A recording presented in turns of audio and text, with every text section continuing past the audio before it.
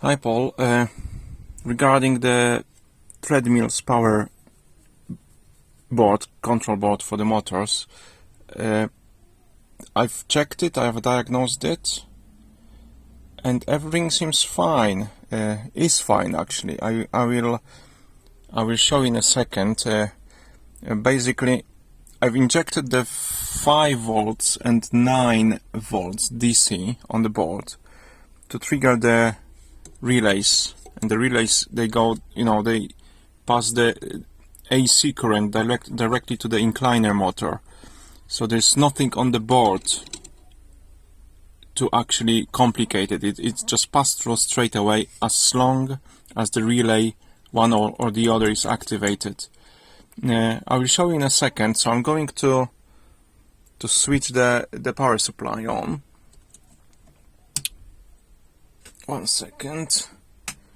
Okay, so I'm on 9 volts, 5 volts. I've made a simple circuit to get to 5 volts here, so I've got 9 and 5 volts.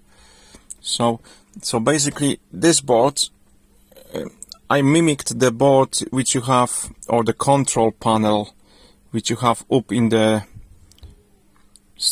steering handle or whatever there is. I don't know, I've never seen it, I don't know how it looks like, but basically I've got like 2 buttons.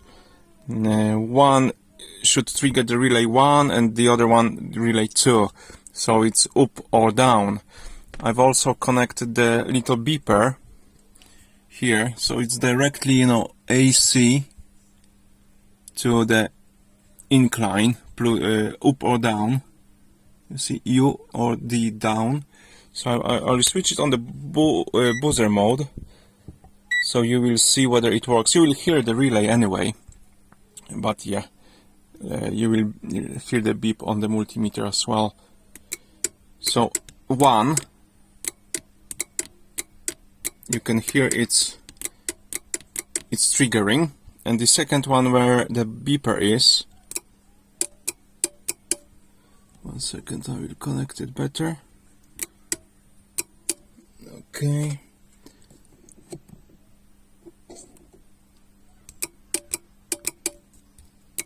Okay, so 1 is a beeper, which is this one, and then the other one also triggers. So it's one or the other. This little circuit, which goes from 9 volts and 5 volts, this little circuit actually prevents pressing 2 buttons together. If you press up and down together, nothing will happen. The relays won't activate. It's basically those transistors.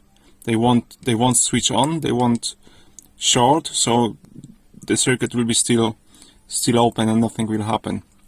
If you press only one, then only one of the transistors will work, and then the relay is triggered. So that's that.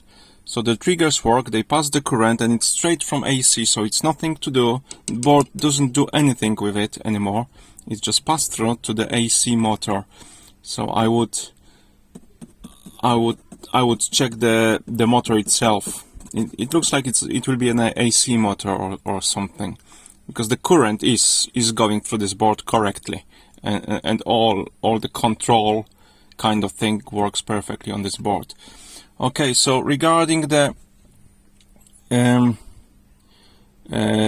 main motor is connected here, and it's DC. I don't know, about 320 volts. I've checked everything is fine. The MOSFET is working, the transformer is working. I've checked on the scope and everything. So the other main motor will be a DC motor, but it is controlled by, that PWM thing. Do you see it? It's here. And to test PWM circuit, which is this one here. So it's basically, you've got relays, relay control, the AC PWM chip, which triggers the transformer, and after that you've got all DC, optocouplers and things like that. So So that, and this is the PWM circuit. And to test it, it might be that the top board on the handle is it doesn't really generate PWM, power with modulation. So I would have to check that. Or I can actually inject PWM signal into this as well, no problems. But then I need a load to test it properly, some kind of load. Unfortunately, I don't have such a big motor, so I cannot really verify it. I can generate PWM. I can show you how it looks like. 1 second, I will switch the scope. 1 second. So that's I've got a wave generator, which is PWM. I can switch it to PWM. 1 second. And not this one, not this one. Okay, custom sinus. And that's a square. That's a typical PWM. So you can see. Okay, so you can play with it as well. And how things work is basically that's a top voltage. At the moment I've got 252 peak to peak, but on that board will be, I don't know, maybe 5 volts peak to peak. I will show you how the width modulation works and how the machine knows whether to speed up or slow down. It's all the servo motors work the same, exactly the same. So I will show you which will be that one, a duty. Okay, so I don't know whether you can see, but basically when I change the duty cycle, there's a less on, like the on trigger is shorter. Do you see it? And that's how the PWM works. And then when I increase it, it actually widens. So as I spoke to you, regarding LED dimming and stuff like that, that's how it works basically. So that's that. So I cannot see anything wrong with the board, especially with the incliner circuit. That works perfectly. All the diodes. So you basically have a diode resistors to limit the voltage. 2 transistors by the look of it to prevent switching both together, and another couple, and that's it. Everything's fine. I cannot really test PWM because I need a load, or I need the board on top of the handle, but I think that will work. So there might be something wrong with the optocoupler or the chip itself.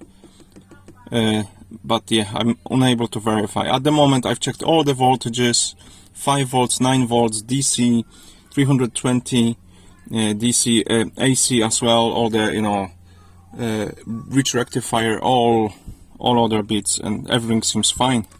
So it's only PWM thing which I'm unable to test. But if the incliner motor failed, because the incliner circuit is perfectly fine, if an incliner motor failed, then maybe you've got a motor problem on the main side as well. So yeah, I would check that. So I will bring it back to you tomorrow, and that's it. Just to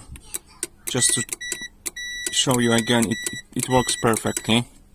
And the other buttons, that's the other one. Okay, so that's that. I will see you on Monday morning. Bye.